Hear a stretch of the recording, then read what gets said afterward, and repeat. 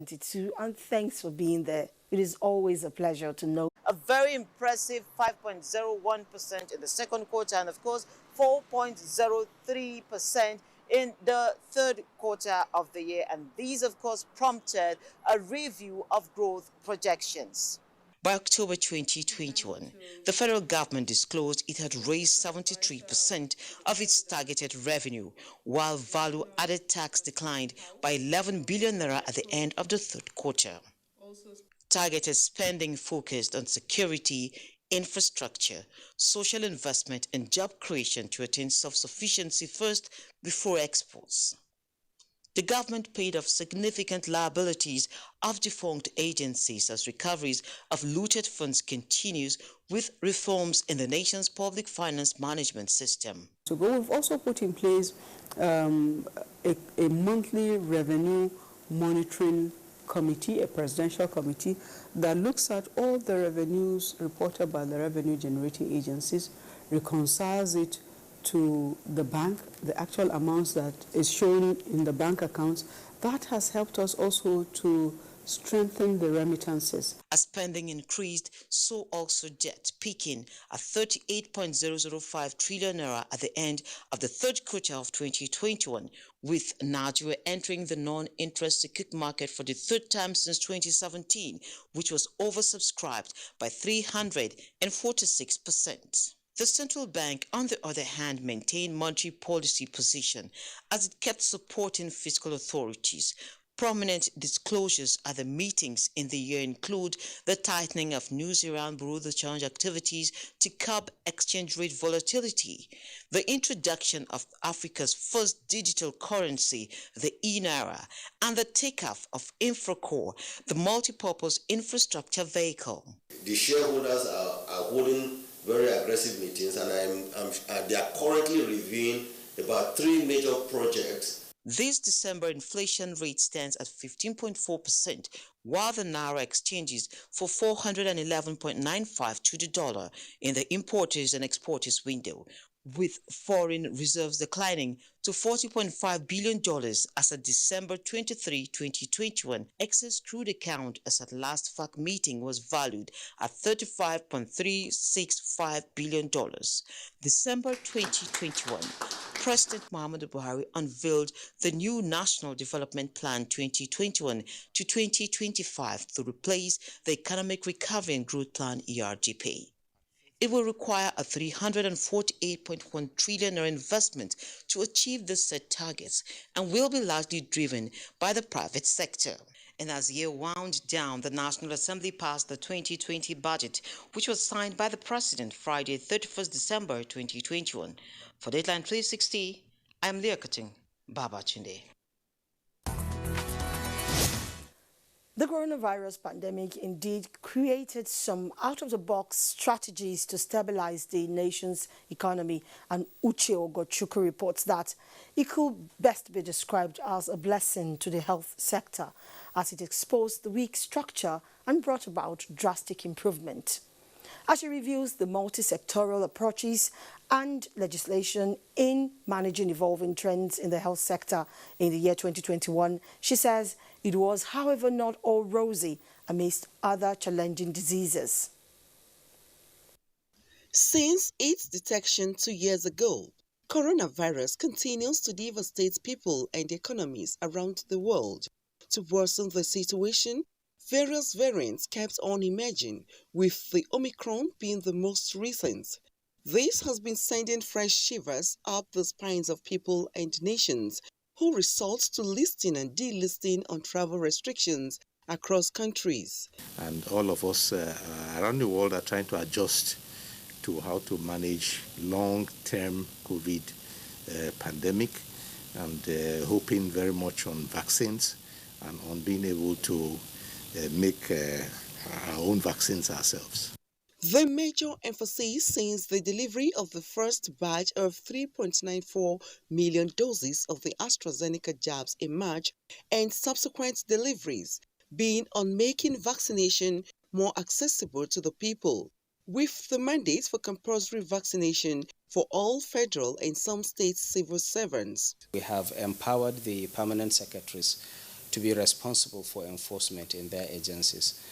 In improving tertiary health care delivery in the country. All these hospitals were given COVID intervention. Trees continue to spring up, and now all 774 local government areas in Nigeria reportedly use electronic case-based reporting system to detect and track disease threats in time.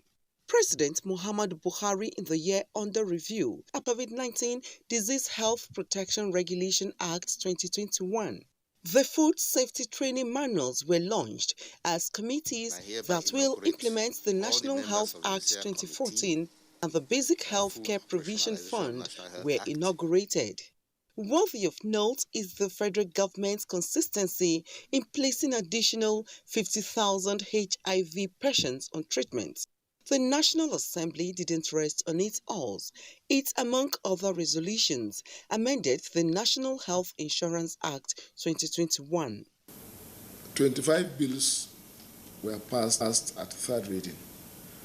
The amendment of the Health Act, and then the National Primary Health Care Development Agency Bill, and the most important one that people made a lot of noise about, the Infectious Diseases Repeal and Enactment Act. Whatever is budgeted for the past 2 years has been released in health almost 100%. So unlike before that you have allocation of about 4-5% of consolidated revenue to health, and then the budgetary release may not be more than 35 to 40%. So there is much increment in terms of release, and we do hope that the budgetary allocation will also match it so that we can be moving forward. While mitigating measures subsisted, the year 2021 experienced the worst cholera outbreak in 2 decades, with almost all states affected, recording near 4 million fatalities. Meanwhile, the nation's resident doctors were on strike for 63 days of the year. These challenges notwithstanding, public resilience blinks a rare hope that the health sector in 2022 will be better. I am Uche Ugochukwu, reporting for Dateline 360. Now, one significant event of the year 2021 is the passage of the Petroleum Industry Bill into an act. Before this anticipated milestone in the Nigerian oil and gas sector, most international oil companies reportedly held back their investment, and some moved their funds to other parts of Africa. Lydia Sampson reports that with the passage of the PIA, the narrative is changing for the better as it became the game changer for the sector in 2021. The fact that the then Petroleum Industry Bill, PIB, was before the National Assembly for several years created a lot of confusion in the industry because key players lamented lack of clear role of engagement. This, no doubt, is why key players say the 9th Assembly and President Muhammadu Buhari didn't just make history, but wrote their names in gold with the signing of the bill into law. The most fundamental advantage, as it says, is that it has stopped the uncertainty in the industry. What we want to achieve, the philosophy behind this, is to attract investors to Nigeria, to produce as much of this crude in the ground as possible. It really means a lot to us to have this PIA in place.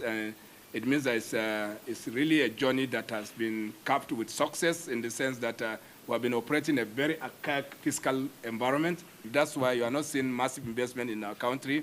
And the PIA will ensure that we have now come in tune with the realities of today, which is that oil is found in very many countries, very many jurisdictions, and that except you put value on the table for investors, they won't come here. I think this is what the PIA promises to our country. Another important provision stakeholders said is the Environmental Remediation Fund and the Environmental Remediation Plan, which clearly states that as companies are getting licensed for oil prospecting, they will submit to either the Commission or Authority Environmental Remediation Plan, meaning companies will set funds aside on a yearly basis into the fund. Should there be a spill, the fund will be used in the cleanup. A critical provision in the Act is the development of gas. The Petroleum Act of 1959 did not make any provision relating to gas, but the current PIE has a provision with about 50 sections of the PIE dedicated to gas. Experts are of the view that these will contribute to fast-tracking the declaration of the decade of gas. It's going to make a huge difference for businesses. Businesses will have gas to run on, and it's going to employ a lot of people. Already this project is employing a lot of people. This is a more transparent time than any other time. This is because gas is expected to remain a longer time than oil, and over time, Nigeria will transit more into a gas nation. In Abuja, Lydia Sampson. From oil and gas, we move to agriculture, which preceded oil in Nigeria's history of economic vibrancy. Musa Ali reports that across value chain, 2021 was indeed a good year for Nigeria's agricultural development. The sector maintained a steady growth in its contribution to the country's gross domestic product and attracted investment from local and foreign investors worth more than ₦1 trillion. He now brings us details of indices responsible for the growth of the sector in the year 2021. Food is the next most important thing for man after oxygen and water. And this is the reason Nigerians spent about 50% of their annual earning on food in 2020. The National Bureau of Statistics records indicate that Nigerians spent about 22.7 trillion naira on food. However, the total food expenditure for the year 2021 is yet to be compiled. Nevertheless, a survey indicates that the spending of food for 2021 is higher than that of 2020. And a market like this is where most of the buying and selling of agricultural produce and products take place. Now, a lot of people spend major money on food because the increment in food was high. Smallholder farmers are the major producers of what is being supplied to this kind of informal markets. Most of the farmers said year 2021 was good for them. The yield was encouraging, as well as the market value of our produce, he says. And here in the Federal Ministry of Agriculture, available records indicate that food production in 2021 surpassed that of 2020. This was confirmed by the Minister of Agriculture, Muhammad Mahmoud Abubakar. Today, Nigeria is self-sufficient in rice production. Nigeria is #1 in rice production in Africa. Nigeria has done so much in the area of improving the production of grains such as rice, maize, soybeans, and the rest of them. Without the support from Mr. President himself, there is no way that we can make this kind of achievement. Today also Nigeria is ranked #1 in cassava production, #1 in yam production. Nigeria is also #14 in rice production. So this is an administration that has taken agriculture as one of the precursors of any economic development in the world. No country can be self-sufficient without good agricultural base, and we have seen that in this particular administration. The support from the Central Bank of Nigeria under the Anchor Borrowers Program impacted positively on the production of rice, maize, wheat, and soybeans during the year. The Apex Bank disbursed more than 43.19 billion naira between September and October 2021 to support the cultivation of 250,000 hectares of maize, sorghum, soybeans, and rice. Additional 5.88 billion naira was extended to finance 6 large-scale agricultural projects under a commercial agribusiness scheme. Under this program, over 788 billion naira has been disbursed to 4.1 million farmers, cultivating 4.8 million hectares of farmlands through 23 participating financial institutions. The year 2021 did not end without challenges that affected crop and livestock production. Activities of bandits were a major threat to rural farming communities. This has resulted into closure of major farmers' markets in Katsina, Zamfara, Kaduna, and Sokoto states. I am from Zamfara State. The insecurity contributed to the drop in our farming activities. I used to produce 50 bags of grains, but last year I was able to produce just 10 bags. There is the hope that 2022 will be far better for farmers. While the federal government has a plan to inject 14,000 tractors to assist smallholder farmers, the Central Bank of Nigeria, on the other hand, is ready to provide more funds to assist farmers. The bank also plans to assist farmers group to reduce the cost of production towards crashing prices of food items in the market. Musa Aliyu, Dateline 360. 2021 is one year that will be remembered as the year of rail revolution. Apart from the inauguration of one of the most strategic rail networks to trade and commerce in the sub-region, contractual agreements were sealed for the commencement of sizable number of rail projects. Michael Olaleye in this report examines how these initiatives will shape the goal of connecting all parts of the country to the rail network by 2022. The rail subsector, like any other, took a bold step to eclipse the devastating effect of COVID-19 on mobility in 2021. In spite of this challenge, the prospect was to increase daily round trips to 16 on the Lagos-Ibadan rail line. Although not totally achieved, the inauguration of the project for full commercial services by President Muhammadu Buhari was a turning point, as the rail mode of transportation is now the preferred choice along the corridor. The connection through rail would position Nigerian ports as the choice for import and export business of the people of landlocked Niger Republic.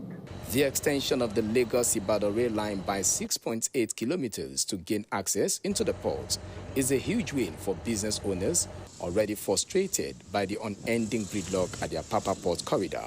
The old good days of railway, moving containers, moving goods, moving farm produces, moving livestock is gradually getting back. Supply chain mechanism is being improved. At the back of this big win, more contracts for the expansion of the rail network were signed. The Kaduna-Kano is progressing, and the Port Harcourt-Manuguri reconstruction, we are working seriously to ensure that we achieve meaningful results. So we are also looking for funds, both for the standard gauge and to complete Calabar, Lagos. The Kano-Maradi rail line is no doubt a game changer in the quest to make Nigerian ports preferred destination for West African-bound cargoes. The country would earn revenue through expansion of trade and commerce. The gains are enormous, but the low point was the use of explosives to destroy certain portion of the Abuja-Kaduna rail line, and the perceived preference for rail transportation ensured that services were restored within 48 hours.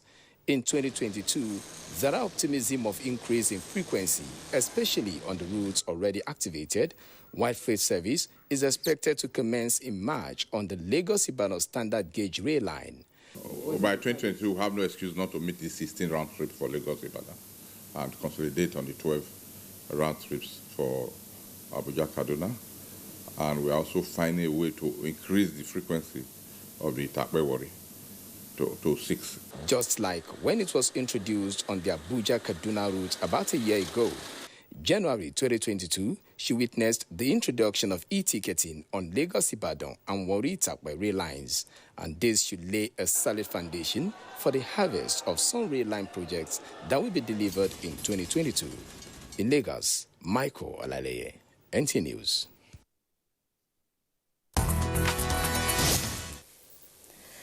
"2021 was a remarkable year for Nigeria in many more ways than time has permitted us to bring to you.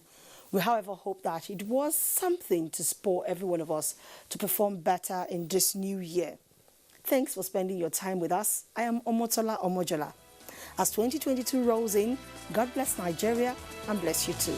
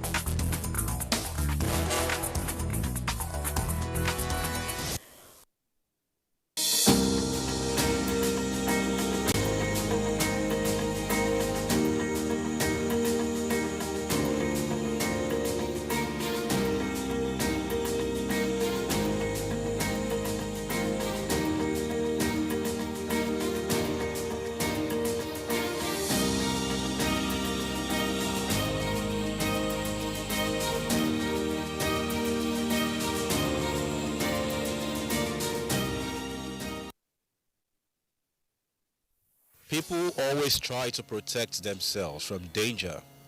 When one sees a car coming towards his or her direction in speed, one runs away from such danger in order to be safe. Safety is the responsibility of every person. At home, safety precaution is key, as most fire incidents are caused by careless usage of home appliances like electric cookers, pressing irons, gas cookers, to mention just a few. There are various means of cooking like using stove, electric cookers, firewoods, charcoal, and gas cookers. I use stove for cooking. The challenges I have, I don't know for other people, is kerosene. But when you use it wisely, you will enjoy the stove, just like other people enjoy using gas. I love using gas because it's faster. So since ever I've started using it, I've not encountered any trouble or any accidents.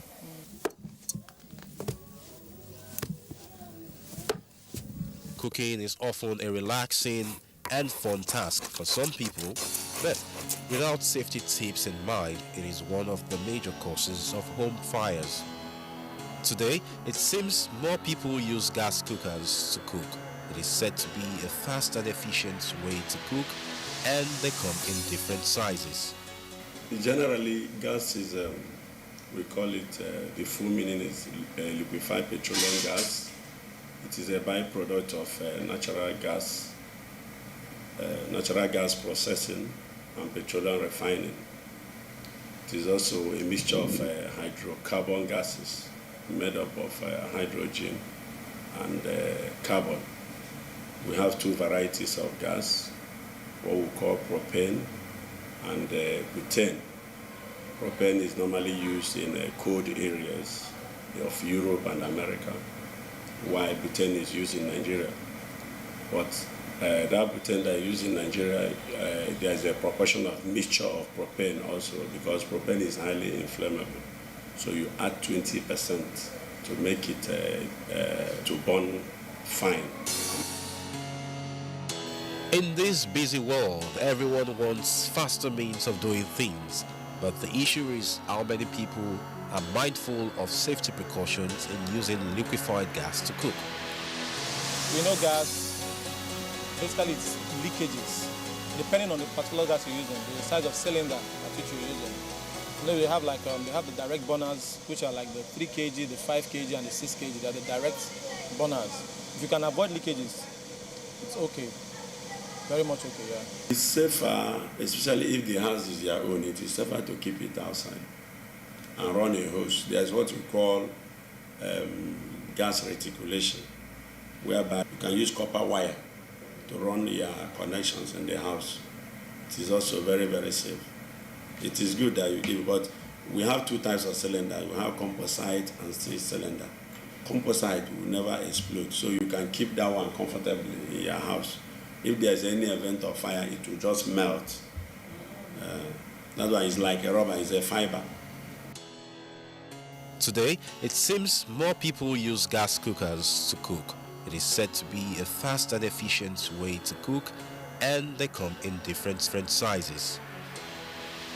Using gas is faster, but my husband does not like gas. Why? For so many reasons, getting house burned and every other thing, and you having a child going towards the gas. But when you are, maybe that person has a grown-up children, is allowed to use gas. So I prefer the two. Many people, they are afraid of using gas because they said it burns house, at least it's easy to catch light. I didn't believe so.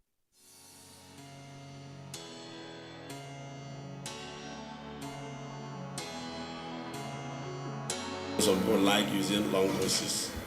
Some people like using long hoses. It is not allowed. You use a very short hose that is feasible and secured without joints. You don't join hose, because if you join hose, there will be incidents of leaks here and there.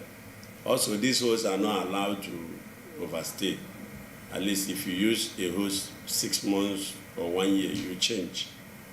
Whether it has leak or not, you have to change because it's weak already. Cooking can be fun, but kitchen safety is priority. Think safety, be extra careful while cooking.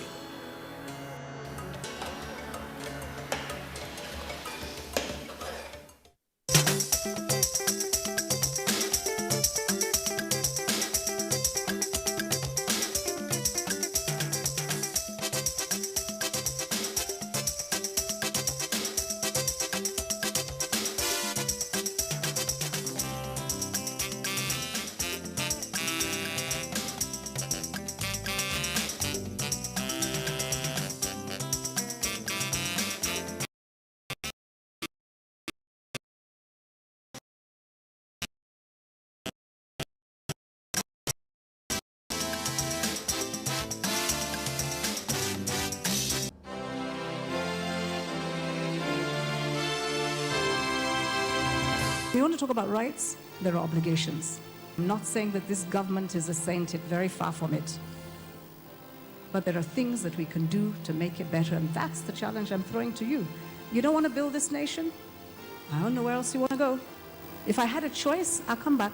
When I stand outside and I hear what you have to say about this country that I know that I can die for as one, then I'm really sad because you're young.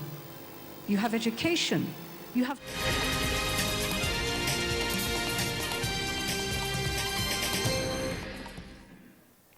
Hello again, here is an update of the news. I'm Dennis Adigunloye.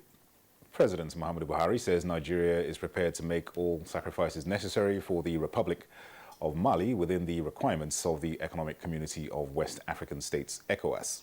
This was while receiving a special envoy from the transitional president of the West African nation, Colonel Assimi Goita. The president also granted audience to the ECOWAS mediator to Mali, former President Goodluck Jonathan. Nigeria and the United States are exploring better ways of fast-tracking the development of indigenous technologies and innovations in the country. This was the thrust of discussions between the Minister of Communications and Digital Economy, Professor Isa Ali Pantami, and U.S. Ambassador to Nigeria, Mary Leonard. I think this is the best time in 2022 to do the best we can to consolidate the gains we have achieved in the previous years. So we had a wonderful catch-up on the state of its evolution and plans moving forward, and we look forward to much more engagement in 2022.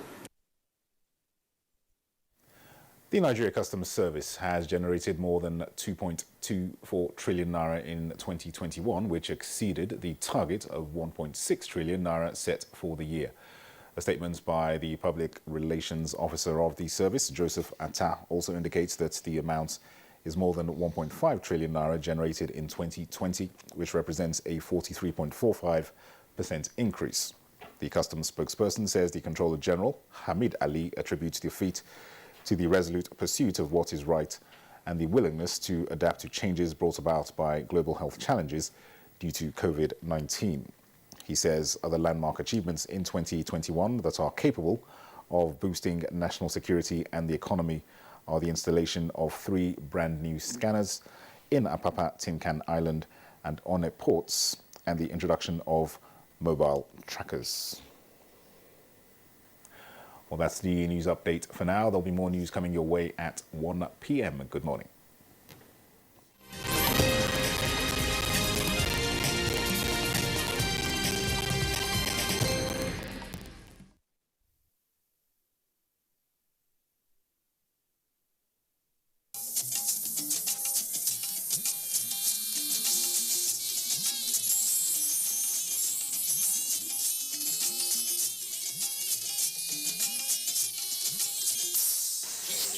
Service of the NTA.